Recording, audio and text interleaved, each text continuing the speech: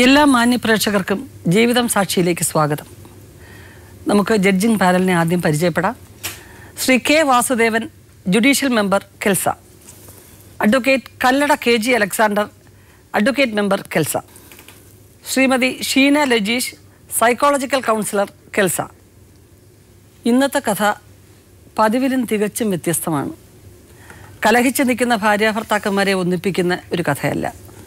അച്ഛനും അമ്മയും സ്വന്തം ജീവിതം തേടി പോയപ്പോൾ അനാഥരായി പോയ രണ്ട് പെൺകുട്ടികൾ അവരെ സനാഥരാക്കാൻ വേണ്ടിയുള്ളൊരു ശ്രമമാണ്. അവരുടെ മുത്തശ്ശി ഊരിട്ടമ്പലത്ത് നിന്നും ശ്രീമതി വിജയകുമാരിയാണ് ഇന്നത്തെ പരാതിക്കാരി. നമുക്കവരെ വിളിക്കാം. വരൂ. ശ്രീമതി വിജയകുമാരിയുടെ മകൾ രാധിക, വരൂ. അടുത്തത് രാധികയുടെ ഭർത്താവ് ശശി, വരൂ ശശി. ഇന്നത്തെ ഇവിടുത്തെ പരാതിക്കാരി വിജയകുമാരിയാണ്, രാധികയുടെ അമ്മ. ഈ പറഞ്ഞ രണ്ട് കുട്ടികളുടെയും മുത്തശ്ശി അല്ലേ? കുട്ടികളിപ്പം വിജയകുമാരിയുടെ കൂടെയാണ്. പറഞ്ഞോളൂ മേഡം. എനിക്ക് രണ്ട് പെൺമക്കളാണുള്ളത്. മൂത്ത മോള് രാധിക, രണ്ടാമത്തെ മോളും തൊട്ടടുത്ത് തന്നെ താമസമുണ്ട്. അതിന് രണ്ട് പെൺകുട്ടികളാണ്. അപ്പം 7 വർഷമായി ശശി ഇവളെ ഉപേക്ഷിച്ചിട്ട് പോയിട്ട്. 96 ഇവരുടെ വിവാഹം കഴിഞ്ഞതാണ്. ഇവള് പ്രീ ഡിഗ്രിക്ക് പഠിച്ചുകൊണ്ടിരുന്നപ്പോൾ സെക്കൻഡ് ഇയറായി, പരീക്ഷയ്ക്ക് മുമ്പ് വിവാഹം കഴിഞ്ഞു. ഇവർ പരീക്ഷ എഴുതിപ്പിച്ചോളാം, പഠിപ്പിച്ചോളാം എന്നൊക്കെ പറഞ്ഞാണ് കല്യാണം നടത്തിയത്. അപ്പോൾ ഇയാളൊരു ചേട്ടൻ ഗൾഫിലുണ്ട്, അയാൾ ഉടനെ വരും. അതിനു മുമ്പ് ഇയാൾ എന്നിട്ട് അയാളെ കൂടെ ഗൾഫിൽ പോകും. അപ്പോൾ അതിനു മുമ്പ് ഇവർ ഒരുമിച്ച് കുറച്ച് ദിവസം താമസിച്ചിട്ട് പൊയ്ക്കോട്ടെ എന്നും പറഞ്ഞാണ് ഇയാൾ അമ്മ വന്ന് കല്യാണം ചോദിച്ചതും. അങ്ങനെ കല്യാണം നടത്തി വിട്ടത് എൻ്റെ മൂത്ത നാത്തൂനാണ്. നാത്തൂൻ്റെ മകളുടെ ഭർത്താവിൻ്റെ സഹോദരി ഇയാളെ ചേട്ടനാണ് വിവാഹം കഴിച്ചത്. അങ്ങനെ പരിചയത്തിൻ്റെ പേരിലാണ് ബന്ധം കൊണ്ടുവന്നത്. അപ്പം ഈ കുട്ടി ഒരഭിപ്രായവും പറഞ്ഞിട്ടില്ല. ഞങ്ങൾ ആ വിവാഹം ഞങ്ങളുടെ സാമ്പത്തിക രീതി അനുസരിച്ച് സ്ത്രീധനം ഉരുപ്പടിയൊക്കെ ഇട്ട് തന്നെയാണ് വിവാഹമായിട്ട് തന്നെ അയച്ചു. അത് കഴിഞ്ഞ് 1 മാസം ആയപ്പോൾ മുതൽ ഇയാൾ ആ ഉരുപ്പടിയെല്ലാം വിറ്റ് തീർത്തു. അപ്പോൾ ലാസ്റ്റിൽ ഒരു ലോങ് മാല ഞാൻ ഇവർക്ക് വാങ്ങി കൊടുത്തിരുന്നു, ലോക്കറ്റ് ഇട്ടിട്ട്. അപ്പം ഞാൻ പറഞ്ഞു മക്കളെ എല്ലാം പോകും.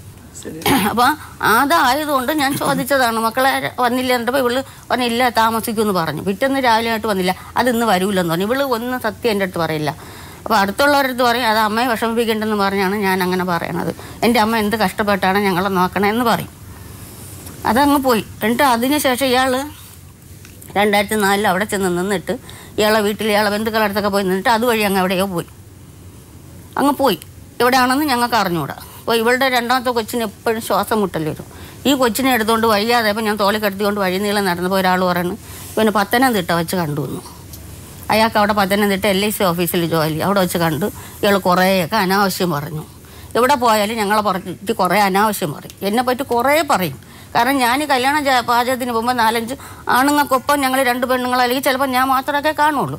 അപ്പോൾ ഇയാൾ അത് വേറൊരു രീതിയിലാക്കി വൃത്തിയായിട്ട് വർത്താനം പറയും. ഞാൻ സ്ലൈഡ് കുത്തി കളയണം, പൊക്കോളച്ച് എനിക്ക് പൊക്കം കുറവാണ്ട് ഞാൻ ഹീൽഡല്ല ഹൈ ഹീൽഡല്ല സാധാരണ ചെരുപ്പിടും. അതൊക്കെ എന്നെ കുറ്റം പറച്ചിലായിരുന്നു. ഇവളുടെ കല്യാണത്തിന് എനിക്ക് 34 വയസ്സേ ഉള്ളൂ മാഡം. അപ്പോൾ എനിക്ക് പിന്നെ കൂടെ തലകെട്ടി കൂടെ ഇതൊക്കെ ഇവൻ്റെ വീട്ടുകാരുടെയും രീതികളായിരുന്നു. അതൊന്നും ഞാൻ പിന്നെ മൈൻഡ് ചെയ്യാൻ പോലും അത്രയും ഞാൻ സഹിക്കും. പറയട്ടെ അവർക്ക് വിവരമില്ല എന്നുള്ള രീതിയിൽ ഞാനങ്ങ് സഹിക്കും. അത് കഴിഞ്ഞ് കുറച്ച് ദിവസം കഴിഞ്ഞപ്പം ഇവൻ ആ സാധനങ്ങളെല്ലാം അടുത്ത വീട്ടിൽ പറക്കിക്കൊണ്ടിട്ടിട്ട് അവിടെ നിന്ന് അഡ്വാൻസ് വാങ്ങിച്ചുകൊണ്ട് പോയി. അപ്പോൾ ഇതൊക്കെ ഇവളുടെ പറഞ്ഞാൽ ഇവള് ഒന്നും ശ്രദ്ധയില്ല. കാരണം ഇവള് സ്വന്തമായിട്ട് ജീവിച്ച് അവൾക്ക് അറിഞ്ഞുകൂടാ. എന്തിനും കൂടെ പറക്കാൻ ഞാനുള്ളതുകൊണ്ട് അതിൻ്റെ ജീവിതഭാര്യ കുട്ടിക്ക് അറിഞ്ഞൂടാ. അങ്ങനെയല്ല ഇങ്ങനെ കടം വാങ്ങിച്ചു കൊടുത്ത പൈസയാണ്. കുറേ കടം ബാങ്കിലൊക്കെ സഹകരണ ബാങ്കിൽ നിന്ന് ഡെയിലി പിരിവുണ്ട്. ഇവളെ പേരിനെടുപ്പിക്കും. അവൻ ബുദ്ധിയുള്ളവനാണ്. അവൻ്റെ പേരിനല്ല, 2 ഇടത്തു നിന്ന് ഇവളെ പേരിനെടുപ്പിച്ചു.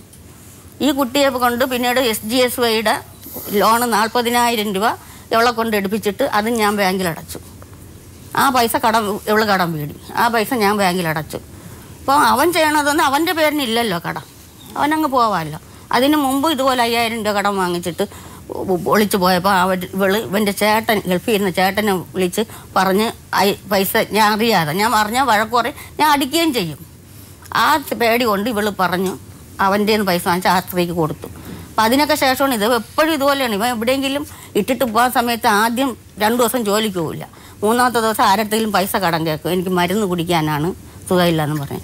ഈ കേൾക്കുമ്പോഴേ എനിക്കറിയാം ഇവ മുങ്ങാനാണെന്നുള്ള പരിപാടി. അമ്മയുടെ കാര്യങ്ങളെല്ലാം അമ്മ പറഞ്ഞു കഴിഞ്ഞു വ്യക്തമായിട്ട്. രാധികയാണ് പറയുന്നത്. ഇത് ഉപദ്രവിക്കുമെന്ന് പേടിച്ചോണ്ടാണോ ഒന്നും ചോദിക്കാതിരിക്കുന്നത്? ഇല്ല, വീട്ടിൽ ഇതുപോലെ അമ്മയും അച്ഛനും കഷ്ടപ്പെട്ടയച്ചു. അപ്പം ആവുന്നിടത്തോളം സഹിക്കാന്ന് വിചാരിച്ചു. എന്തെങ്കിലും പറഞ്ഞാലും പിന്നെ നല്ല ദേഹോപദ്രവമാണ്. കുടിച്ചുകൊണ്ട് വന്നിട്ട് അടിക്കും, ഉറക്കത്തിലൊക്കെ കഴുത്തിന് ഞെക്കി പിടിക്കുകയും ഒക്കെ ചെയ്യും. ഒരിക്കൽ കൊച്ചു മോള് ദേഹത്തിങ്ങനെ പിടിച്ച് എന്തോന്നാ കാണിക്കുന്നതെന്ന് കേട്ടോണ്ട് ചോദിച്ചു. അപ്പൊ പറഞ്ഞ അറിയാതെ ഉറക്കത്തിൽ ചെയ്തതാണെന്ന് പറഞ്ഞു. പിന്നെ രാത്രി വാടകയ്ക്ക് താമസിക്കുന്നിടത്ത് പുറത്താക്കി എന്നെയും കുട്ടികളെയും പുറത്താക്കിയിട്ട് വാതിൽ കുറ്റിയിടും. പിന്നെ അടുത്ത വീട്ടിലുള്ളവർ വന്ന് പറയും അവളെന്തെങ്കിലും ചെയ്താൽ എന്ത് ചെയ്യും എന്ന് ചോദിച്ചാൽ അവർ വന്നാണ് പിന്നെ കതവ് തുറപ്പിച്ച് അകത്ത് കയറ്റുന്നത്.